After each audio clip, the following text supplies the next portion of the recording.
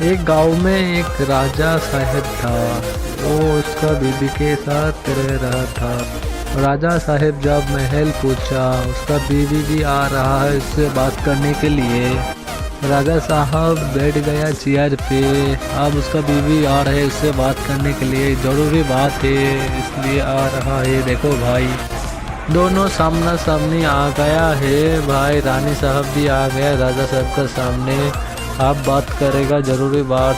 सब राजा को कहता है मेरे घर में चोरी हो गया, अलमारी से ज्वेलरी चोरी हो गया। राजा साहब बोलता है किसने चोरी किया है?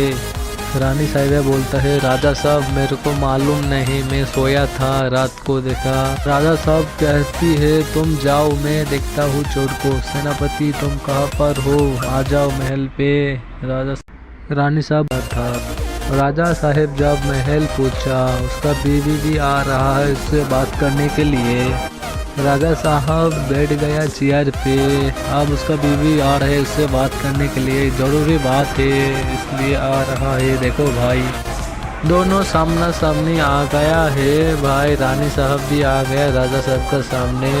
आप बात करेगा जरूरी बात। सब राजा को कहता है मेरे घर में चोरी हो गया, अलमारी से ज्वेलरी चोरी हो गया। राजा साहब बोलता है किसने चोरी किया है?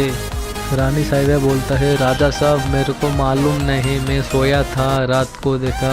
राजा साहब कहती है तुम जाओ मैं देखता हूँ चोर को। सेनापति तुम कहाँ पर हो, आ जाओ महल पे। रानी साहब